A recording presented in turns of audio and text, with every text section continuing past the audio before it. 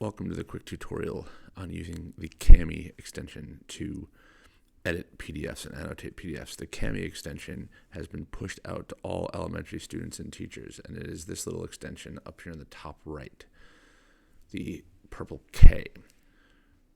To use it, you just click on it, and it'll walk you through login, authorizing Google, and it gives you the option to import different items from Google, create Google Classroom assignments.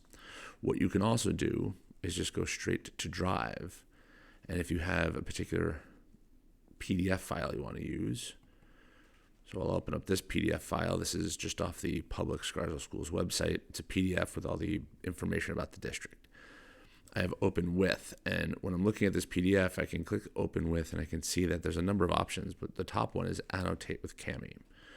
So when I click Annotate with Cami, what it's going to do is open up the PDF file in Cami, but it's showing me that it's still in Drive. It's showing me the destination up here, which is the original folder. So it's not making a copy. It's in that folder that I created. It's the actual PDF file. And now what I can do is I can annotate on it. I can click on drawing, for instance, and I can choose green.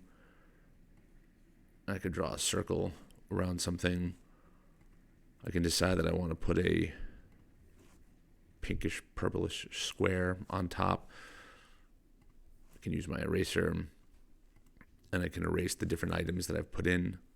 One of the really nice things about this is that you can put a text box on top, and you can click, this is a new text box.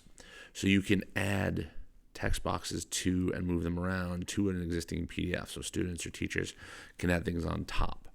What you can also do is you can leave a comment. One of the nice things is that you can leave not just a regular text comment on a particular space by clicking on the area. Comment comes up.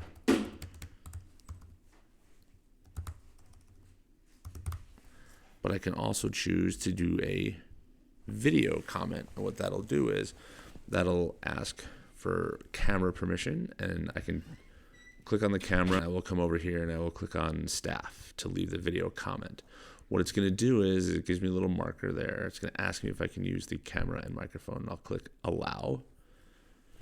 And then it will actually show me there while I'm recording the screencast, and I can click the record button and say, this is my comment on this particular portion of the PDF. And then when I click done, it processes it and actually leaves a comment, a video comment in this section. What's really nice about this is that it saves automatically to Drive. So if I come back over here to Drive and I just click out of that preview, I can click in this preview again, and I can see that there's the comment on here. The video comment won't come up until you actually open it in Cami.